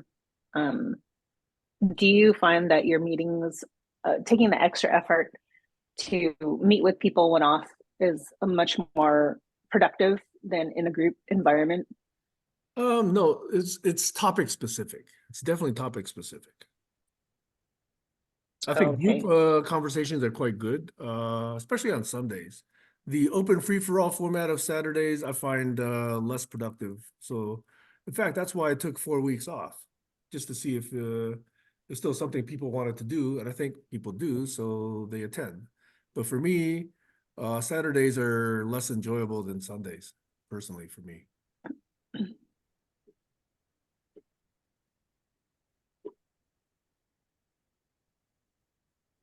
And then specific topics, once we agreed that this is what we're going to talk about, again, that's, for me, a much more focused way of using time. And after all, time is all we've got. Yeah. I suppose it's the people too. Yeah. I'm just trying to figure out how to run my meetings more effectively. I spent this past week talking to every committee member of mine individually. Just because sometimes people don't really, number one, get a chance to talk, and number two, want to say everything that they want to say. And so this gave them an opportunity to do so with the person who's heading the meetings. which is myself. But then at the end, when we got everybody together, you know, it was almost the same thing where the agenda gets thrown out the door unless somebody actually brings it together and nails it down. That's the art of moderation, and moderation requires some agreement from the participants. And the Saturday thing has been so free form and so open for so long that bringing structure to Saturdays has been difficult. And that's why I decided to do something different and new on Sundays. And that's why I'm more comfortable bringing a little bit of structure on Sundays versus Saturdays. Yeah. Wow, there's actually Oh, a yellow thing in the sky. I don't recognize it. A yellow thing. Yeah. he just got, look at his picture. He just got washed out by a bright light on his left side. Hold up. Has it been that dismal over in your area? I think probably we last had this clear. Oh, It's Now, been now switch back months. to the built-in camera and see what it looks like. You want me to switch to the built-in camera? Let's see. Let's See see. how bad it is with the light on one side. There we go. Oh, That's it's the built-in camera from the laptop. That's weird. It On the looks like the bright camera side, got it's dark. jostled or something. It got displaced inside its housing. Oh, I see. You're right. It's got a blockage. Yeah. Okay. So that's why I put up this Logitech cam. You can probably take like a needle and pin and reposition it possibly. Yeah, but I have to take this whole lid. Bezel. Yeah. You might not even take the bezel off. You might just be able to take like a straight pin and push it back to the I'm gonna side. ship it to you, Barry. You can ship it if you want. I don't know if I'll ship it back to you, but No, it's easier for me to just plug in a USB cam and just be done with it. Actually, after I get done with this and I get onto a different laptop, I might ship it to you and then you can reposition the camera just slightly. Yeah. This is a 64 gig laptop that I got for like $350. really 64 gigs. That's a lot more than any of my machines. It's a great deal. I've never had a machine with more than 24, and I ended up borrowing some of it to do a pair of 16s. In fact, you know, for years, I've just been sitting with 32 as my minimum, but I graduated to 64 2-3 years ago. And even though the most I've ever seen myself use is 48, it's just nice not having to worry about it. Oh, yeah.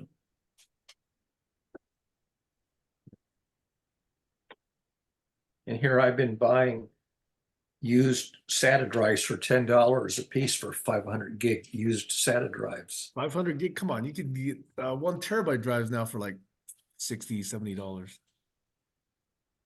Yeah, but you only get Definitely. one of them, where you get a couple of. So I have so many machines that I need more smaller drives to keep them going. So I buy the 500 gigs for $10 a piece. Actually, for that, you can just buy little USB thumb drives. They come in pretty high capacities now. Yeah. Yeah, stuff like this. These are thumb drives. Yep. Yeah. There's my yellow one. Yeah, you buy probably the same brand. I got 8 of these for, I don't know, $30 or something. Off of Temu.com. No. This is Amazon way before Temu became popular. And then you can buy one of these that's got a slot to plug in a micro SD card. Yeah. And By the way, buy you know micro Temu SD. sells everything at a loss, right? I don't know how they do that. They're doing it to try and buy market share. Oh. So eventually their cheap prices will vanish. Yeah, they have no way of sustaining this. They cannot make this up on volume. Well, true if they're shipping at a loss. But I've been buying a lot of inexpensive stuff off of them. I know for now, and they're buying your data basically. So they're getting to know everything about you. That I buy these guys? Everybody buys those guys. That's right. And where you live, and you know, roughly what kind of things you like to buy and how frequently you buy, and what credit cards you use, and etc. I don't think I've ever spent more than $40 off of to buy anything from them. Yeah. And whether or not you buy shoes, whether or not you buy perfumes, whether or not you Oh, buy nothing like that. It's yeah, always but see, something. they got millions of people doing this, Barry. Yeah. I have only ever bought computer based, computer-ish Yep. cables and stuff like that. Yep. Anyway, I have one or two questions that I'm going to bring to you tomorrow, so I'm looking forward to tomorrow's question. All right. Well, if you can let us know in advance to give me time to think about it before Nah. now, because off the top of my head, I'm usually not. But the clue is, look at what I've been posting the previous week or two.